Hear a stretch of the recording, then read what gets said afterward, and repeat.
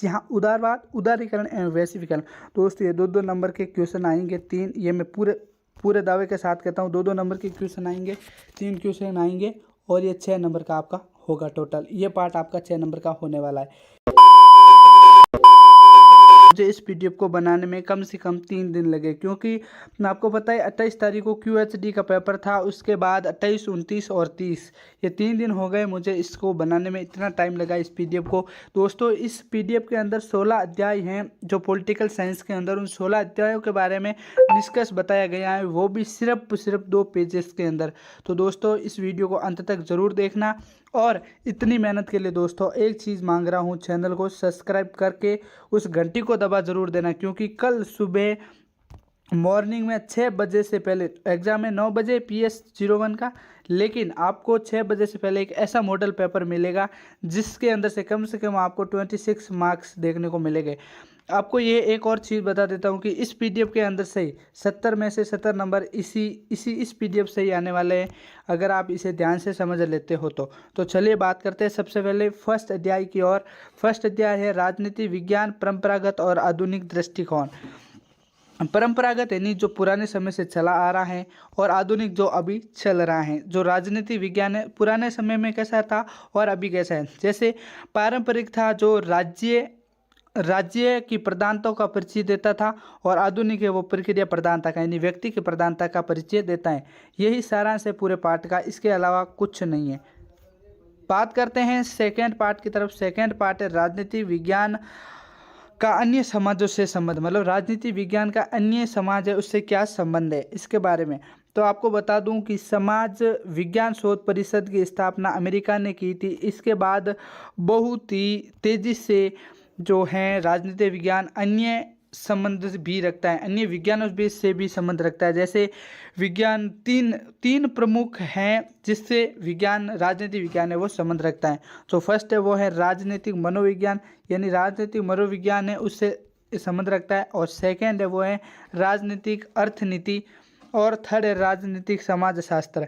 आपको बता देता हूँ थोड़ा राजनीतिक मनोविज्ञान से कैसे संबंध रखता है और राजनीतिक अर्थनीति से कैसे संबंध रखता है। जैसे राजनीतिक अर्थनीति कोई कौटिल्य की जो पुस्तक थी अर्थशास्त्र, उसके अंदर बताई गई थी राजनीति कैसे की जाती है, राजा के अंदर या शासक के अंदर क्या क्या गुण होने चाहिए, ये सभी।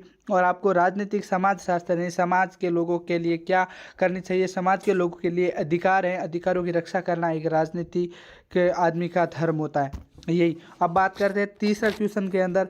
तीसरा क्वेश्चन है व्यवहारवाद और उत्तर व्यवहारवाद, यानी अगर व्यवहारवाद की परिभाषा और उत्तर व्यवहारवाद की परिभाषा जान लेना और उसके बीच का अंतर जान ले तो ये पूरा पार्ट हमारा है जो निष्कर्ष एकदम क्लियर हो जाएगा। तो चलो बात करते हैं इसके बाद में। व्यवहारवाद अति तथ्यवाद, मतलब जो व्यवहारवाद है वो अति तथ्यवाद है। मतलब व्यवहारवाद है वो व्यक्ति के व्यवहार का एक सामाजिक संगठन के सदस्य के रूप में विश्लेषण किया जाता है। मतलब जो व्यवहारवाद है वो तथ्य को मानता है, तथ्य को नहीं मानता है। समझ रहे हो आप। अब एक बार आप है ना व्यवहारवाद की परिभाषा देखो, मतलब उत्तर व्यवहारवाद की परिभाषा देखो। उत्तर व्यवहारवाद डेविड स्टन का है। किसका है? डेविड स्टन का। जो व्यवहारवाद है व्यक्ति के व्यवहार का एक सामाजिक संगठन के सदस्य में विश्लेषण किया जाता है। मतलब व्यवहारवाद और उत्तर व्यवहारवाद को अगर जान लेते हो ना तो इस पार्ट का पूरा डिस्कस निकल जाता है। अब बात करते हैं अध्याय 4 की तरफ, क्योंकि दोस्तों मेरे पास MB बहुत कम है इसलिए मैं बड़ा PDF नहीं अपलोड कर पाता, इसलिए मैं आपको नहीं तो मैं पूरा ही बता देता। और एक आपको सबसे इम्पोर्टेंट क्वेश्चन बताता हूँ कि टेलीग्राम चैनल को जरूर ज्वाइन कर देना, ये PDF वहाँ पे आपको मिल जाएगा। ठीक है। अब बात करते हैं फोर्थ क्वेश्चन की तरफ, मतलब फोर्थ लेसन की तरफ। फोर्थ लेसन है राजनीतिक दल एवं दबाव समूह में अंतर स्पष्ट करो। मतलब अंतर स्पष्ट करते ये पूरा पाठ का सारांश निकल जाएगा। राजनीतिक दल, इनके सामने अनेक उद्देश्य होते हैं जो जीवन के हर पहलू को राजनीतिक, सामाजिक, धार्मिक, आर्थिक रूप से छूते हैं। और दबाव समूह होता है, इनके पास सीमित उद्देश्य होते हैं और वो अपने क्षेत्र विशेष में कार्य करना संभव समझते हैं। अब बात करते हैं 5 क्वेश्चन की तरफ। ऑलरेडी दोस्तों मैंने है ना लाइव कर रखा था, लेकिन लाइव सेशन में साफ नहीं दिख रहा था, इस कारण मैंने अभी इसके अंदर किया है। चलो बात करते हैं अध्याय 5 के। अध्याय 5 है शासन के अंग व उनके कार्य। शासन के प्रमुख 3 अंग होते हैं, जो एक तो विधायिका होती है, एक कार्यपालिका होती है और एक न्यायपालिका होती है। और इनके कार्य क्या होता है? विधायिका का कार्य होता है कानून बनाना, कार्यपालिका होता है कानून को लागू करना, न्यायपालिका है झगड़ों में मध्यस्थता प्राप्त करना यानी कानूनों की देखरेख करना। बात करते हैं अध्याय 6 की, और अध्याय 6 है वो है राजनीतिक व्यवस्था यानी राजनीतिक व्यवस्था। इन सामाजिक संस्थाओं में से एक हैं जो कानून की उत्पत्ति, कार्यान्वयन और अभियान करती है। मतलब कानूनों को कार्यान्वयन करने में राजनीतिक व्यवस्था मतलब कैसे कार्य किया जाता है, किस शक्ति को किसको देना है, मतलब सीएम के कार्य कौन से होते हैं, शक्ति वितरित करती है किस क्षेत्र में किस किस को क्या क्या शक्ति चाहिए, और समाज का एजेंडा तैयार करती हैं वो है राजनीतिक व्यवस्था, और निर्णय भी लेती हैं। जैसे कार्यपालिका में आ गए प्रधानमंत्री। अब बात करते हैं अध्याय 7 की कि राजनीतिक विकास मोटे तौर पर क्या है, मतलब राजनीतिक विकास कैसे किया जाता है। मोटे तौर पर राजनीतिक विकास की परिभाषा उन संस्थाओं, दृष्टिकोणों और मूल्यों का विकास, मतलब उन संस्थाओं, दृष्टिकोणों और मूल्यों का विकास जो किसी समाज की राजनीतिक शक्ति प्रणाली का निष्कर्ष करते हैं। वैसे राजनीतिक विकास की कोई परिभाषा नहीं है। अगर आप किसी भी क्वेश्चन का अर्थ, परिभाषा और लक्षण ये 3 चीज़ जान लेते हो ना तो आपका पूरा टॉपिक है वो कवर हो जाता है। जी हाँ, अगर आप अर्थ, परिभाषा और लक्षण ये 3 चीज़ जान लेते हो तो किसी भी कोई भी टॉपिक है वो आपका कवर हो जाता है। आप बात करते हैं ये है last PS01 freedom of political science PO first year examination के लिए 2022 टू VMOU। अब बात करते हैं 8 पार्ट की तरफ। तो 8 पार्ट है राजनीतिक आधुनिकरण। जी हाँ, राजनीतिक आधुनिकरण क्या होता है, एक परिवर्तन लाने की प्रक्रिया है। जो राजनीतिक आधुनिकरण है एक परिवर्तन लाने की प्रक्रिया। इसके अंतर्गत विज्ञान व तकनीकी पर आधारित समाज की प्रक्रिया में सुधार लाना है। उद्योग एवं शहरीकरण में ज़्यादा प्रभाव देना है, मतलब उद्योग लगाओ और करोड़पति बनो। ये जो ज़्यादातर ये राजनीतिक आधुनिकरण ये विकासशील देशों में देखने को मिलता है, जैसे भारत हो गया। ठीक है, अब बात करते हैं क्वेश्चन 9 की, और क्वेश्चन 9 है वो है लोकतंत्र व अधिनायक तंत्र में क्या अंतर है। साफ साफ है, लोकतंत्र लोक का अर्थ होता है जनता। ठीक है, लोक के अंतर जनता, और तंत्र का अंतर होता है शासन, मतलब लोगों द्वारा चलाया गया शासन। और अधिनायक तंत्र, अधिनायक का अर्थ होता है तानाशाही। हाँ, अधिनायक तंत्र मतलब तानाशाही शासन। लोकतंत्र एक राजनीतिक व्यवस्था है जहाँ लोग संप्रभुता और शक्ति का रूप है। तानाशाही तो अभिनायक तंत्र है वो है तानाशाही, जैसे डंडे लाठी के दम पर चलने वाला या एकल शासक। अब बात करते हैं 10th क्वेश्चन की, 10th पार्ट की तरफ। अध्याय 10 है न्याय का सिद्धांत। हाँ जी, न्याय का सिद्धांत ये बहुत वेरी इंपॉर्टेंट पार्ट है दोस्तों। इसके अंदर से बहुत ही इंपॉर्टेंट बड़े बड़े प्रश्न आने वाले हैं।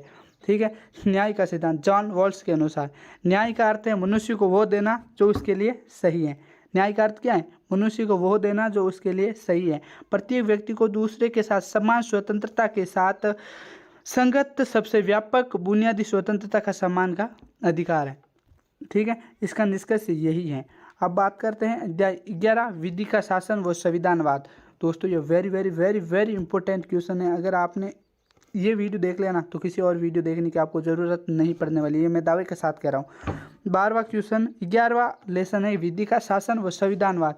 विधि का शासन आप जानते हो, विधि का शासन मतलब विधिवत, आदमी को विधिवत चलना चाहिए, और संविधानवाद इन दोनों में क्या अंतर है। संविधान में ये शासन अमेरिका से लिया गया है, जो विधि का शासन ये अमेरिका से लिया गया है। प्रत्येक अधिकारी विधि के अधीन समझेगा। जो प्रत्येक अधिकारी है, जो राज्य का प्रत्येक अधिकारी है वो अपने आप को विधि के अधीन समझेगा, और तीनों राज्य की तीनों जो हैं जैसे विधायिका, कार्यपालिका और व्यवस्थापिका तीनों अंग वो विधि के अंतर्गत ही कार्य करेगी। और समाजवाद क्या होता है, जो संविधान के अनुसार चलने वाली विधि यानी जो समाज स्थाताएँ वो करने वाली वो होती हैं समाजवादी। जैसे साम्यवादी, शीत ऋतु की बात करें तो साम्यवादी नहीं थी शीत युद्ध के दौर में, वो समाज जो समाज के अनुसार चले। पूंजीवादी नहीं बल्कि समाजवादी, राज्य के जो सत्ता पर अधिकार हो वो साम्यवाद का हो, सभी का हो। अब बात करते हैं 12th पार्ट की तरफ। 12th पार्ट है वो है प्रतिनिधित्व के सिद्धांत। मतलब पहले जानते हैं प्रतिनिधित्व का अर्थ क्या होता है। तो प्रतिनिधित्व का अर्थ होता है रचना, तथ्य, घटना का जिक्र करना, किसी घटी हुई घटना का जिक्र करना, और किसी पक्ष में मत रखना या किसी के बारे में चर्चा करना ही प्रतिनिधित्व कहलाता है। अब प्रतिनिधित्व मुख्य 4 रूप से इसकी है। जो पहली है प्रतिक्रिया सिद्धांत जिसमें थॉम हॉल्स और राजतंत्र है। दूसरा है रूढ़िवादिता, और जो प्रतिक्रिया सिद्धांत है ये राजतंत्र पे विश्वास करता है। और तीसरा है उदारवाद, और फोर्थ है वो है आमूल फोर्थ है वो है आमूल परिवर्तन। ठीक है, इस पाठ का निष्कर्ष यही है। अब बात करते हैं 13वें अध्याय की तरफ। 13वां अध्याय है दोस्तों, मैं आपको एक एक पॉइंट समझाता, लेकिन मेरे पास बहुत चीज़ों की कमी है, इसलिए मैं आपको पूरा वीडियो नहीं दे पाता। अगर आप सपोर्ट करोगे, इस चैनल को सब्सक्राइब करोगे, तो मैं आपके लिए अवश्य ही आगे सेकेंड ईयर के या फर्स्ट ईयर के इंपॉर्टेंट मॉडल पेपर, HI 02 के, HI 02 के, HD 02 के, मैं इंपॉर्टेंट क्वेश्चन आपको बताता जाऊँगा। अब बात करते हैं 13वें अध्याय की तरफ। 13वां अध्याय है प्रत्यायवाद। यहाँ प्रत्यायवाद व अराजकता, यानी प्रत्यायवाद और अराजकता में क्या अंतर है। राज्य के नियंत्रण से पूरी तरह स्वतंत्र, मतलब पूरी तरह स्वतंत्र है, उसे कहते हैं अपन अराजकता। मतलब उनसे कोई मतलब नहीं है, अपने राज्य की सत्ता से उन्हें कोई मतलब नहीं है, ये अपना हित देखते हैं, लोगों का हित देखते हैं, उससे वो है अराजकता। और जो ये है प्रत्ययवाद, ये एक दार्शनिक सिद्धांत है जिससे हमारा समस्त, मतलब जितना भी ज्ञान है ना, जितना भी ज्ञान है, इससे हमारा ज्ञान उत्पन्न हुआ है। मतलब समस्त ज्ञान से हमारे विचार उत्पन्न हुए, ना कि भौतिक ज्ञान से, ना कि मतलब भौतिक धातुओं या पदार्थ से। अब बात करते हैं फोर्थ यानी 14वें पाठ की तरफ। 14वां पाठ है उदारवाद, उदारीकरण एवं वैश्वीकरण। जी हाँ, उदारवाद, उदारीकरण एवं वैश्वीकरण। दोस्तों ये 2-2 नंबर के क्वेश्चन आएंगे, 3, ये मैं पूरे दावे के साथ कहता हूँ, 2-2 नंबर के क्वेश्चन आएंगे, 3 क्वेश्चन आएंगे, और ये 6 नंबर का आपका होगा टोटल। ये पार्ट आपका 6 नंबर का होने वाला है, ये बहुत इंपॉर्टेंट है। उदारवाद, उदारीकरण एवं वैश्वीकरण। तो चलिए जानते हैं सबसे पहले उदारवाद क्या है। उदारवाद एक राजनीतिक और नैतिक दर्शन है जो स्वतंत्र शासित की सहमति और कानून समानता पर आधारित है। मतलब ये उदारवाद है जो ये समानता चाहती है, मतलब समानता मानती है। ये राजनीतिक और नैतिक दर्शन पर आधारित है, ये चाहती हैं। मतलब उदारवाद का आप अर्थ समझते हो, उदारवाद किसे कहते हैं। उदारवाद आमतौर पर सीमित सरकार, व्यक्तिगत अधिकार, पूंजीवादी लोकतंत्र, धर्मनिरपेक्ष, नस्लीय समानता और अंतर्राष्ट्रीय का समर्थन करता है। ठीक है, बात करते हैं उदारीकरण। जी, उदारीकरण ऐसे नियंत्रण में ढील देना या उन्हें हटा देना जो देश के आर्थिक मजबूती को बढ़ाने में पीछे हटाता है। ठीक है, मतलब उदारीकरण में वे सारी प्रक्रियाएं सम्मिलित हैं जिसके द्वारा किसी देश में आर्थिक विकास में बाधा पहुंचने वाली आर्थिक नीतियों, नियमों या प्रशासनिक जो भी, मतलब जिसमें आर्थिक रूप से बाधा पहुंचे किसी देश को, उन सभी को हटा देना। अब वैश्वीकरण क्या है।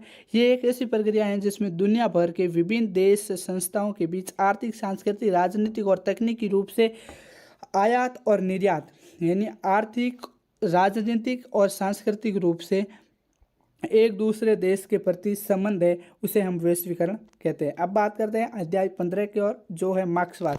ये very very very important question है। मार्क्सवाद क्या था। कार्ल मार्क्स के अनुसार एक नियम लागू किया गया था कि हम जो राज्य की सत्ता है उस पर संपूर्ण अधिकार है वो साम्यवाद का हो। शीत युद्ध के दौर में बहुत सारा साम्यवाद के बीच में चला था।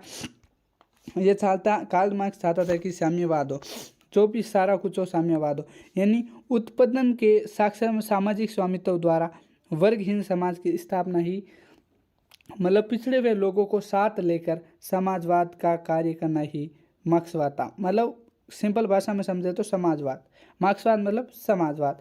अब बात करते हैं लास्ट एंड फाइनल पार्ट की तरफ, जो है वो है लोकतंत्र समाजवाद। जी हाँ, लोकतंत्र समाजवाद। लोकतंत्र समाजवाद क्या है। लोकतंत्र समाजवाद उत्पादन के साधनों के सामाजिक स्वामित्व की वकालत करता है। इसका जो समाजवादी आर्थिक प्रणाली के लोकतांत्रिक पर रहता है। मतलब मानो तो लोकतंत्र समाजवाद जो भी उत्पादन, यानी उत्पादन करने वाला होता है, उस पर वकालत करता है, जो ये होता है लोकतंत्र समाजवाद। दोस्तों आई होप ये वीडियो अच्छा लगा होगा। अच्छा लगा हो तो लाइक शेयर सब्सक्राइब करो, क्योंकि जैसे ही आप सब्सक्राइब करोगे तो कल सुबह 6 बजे से पहले एक बहुत ही इंपॉर्टेंट मॉडल पेपर आने वाला है दोस्तों, तो कृपया करके उसे मिस मत करना। चैनल को सब्सक्राइब करने से कुछ नहीं होगा, घंटी को दबाकर ऑल पर सेट करोगे तभी आपको नोटिफिकेशन मिलेगा।